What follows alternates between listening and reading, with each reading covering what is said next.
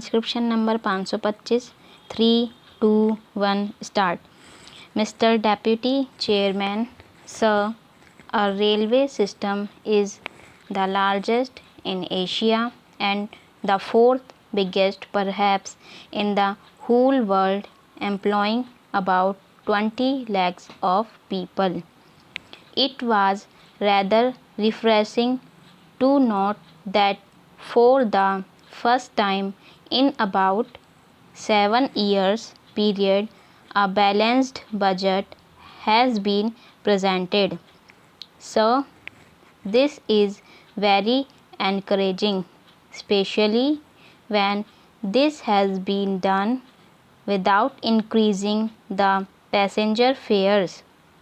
However, it is a matter of some concern that about 70% of the revenues of the railways is spent on establishment expenditure alone, and this aspect has to be looked into very carefully.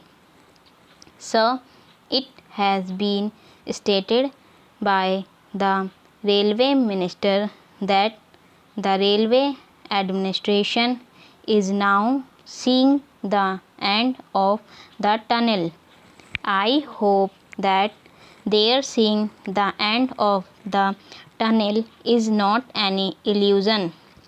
They have also said that they are working on all the cylinders, but apparently, talking in technical terms, it appears that the cylinders still lack the compression, otherwise the performance should have been much better.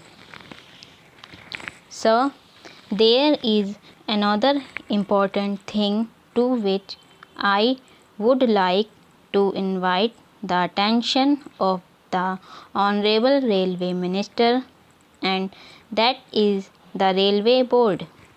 It is a very familiar and popular topic of criticism in both the houses of Parliament.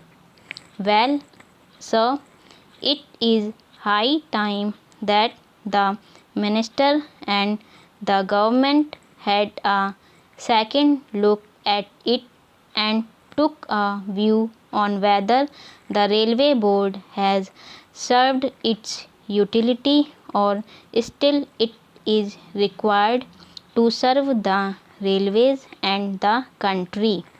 So, this utility has to be established, and only when the Railway Board is to be allowed to continue. Otherwise, we will have to agree that it is only a white elephant. So, let us hope that these encouraging financial results will continue to be encouraging till the end of the year, although the railway financial authorities have not taken into consideration that impact of the additional dearness allowance which may have to be paid to the railway employees during the year, and if this is done, I am sure that the surplus that this budget has attempted to bring about will be upset and the whole working will be imbalanced, and we will end up with a deficit budget at the end of the year.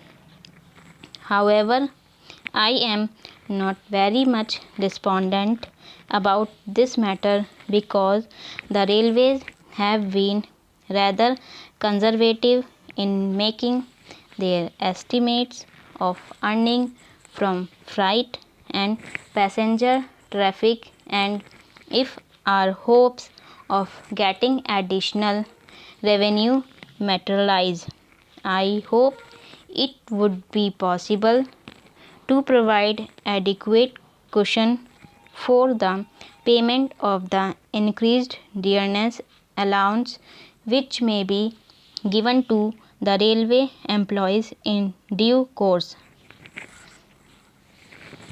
Sir, for improving the image and the working results of the railways, they will have to work very hard. It is too early to expect that the budget will not have any inflationary impact at all. The gap between the revenue and the expenditure for the year 1984-85 is of the order of rupees 144 crores, and this is a very big gap, and I hope that this sort of performance will not be repeated during this year. As things stand today, and if past performance is any indication, the prospect of any striking improvement in the efficiency and productivity of the railways is still very doubtful. Let us hope that this doubt will not materialize. For instance, in the year 1975-76, the railways carried 200 million tons of goods traffic. But in the year 1985-86, it is estimated that only about 190 million tons of freight traffic will be carried. As against this decline in the amount of traffic carried, the employees increased from about 14 lakhs to 20 lakhs during this period, with the wage bill rising from rupees 350 crores to rupees 600 crores. Besides enormous investments in modernizing the equipment, acquiring new assets, etc. Then, sir, the other phenomenon which I fail to understand is the employment opportunities for the minorities in the railways. The minorities used to form a very appreciable percentage of the total employment in the railways. But today, sir, I think the railway authorities will have to try rather hard to work out a percentage from them. No doubt, sir, the Honorable Minister of State for Railways carries a lot of weight in the railway administration, but this weight is not at all balanced by a decrease in the employment opportunities for the minority communities. So, another important factor which I would like to mention is that efficient maintenance is the backbone of any transport system. It appears, however, that railway workshops have completely stopped doing any scheduled maintenance work for the last 2 years, and this has resulted in deplorable condition of coaches and wagons. In many cases, even the undercarriage maintenance is substandard.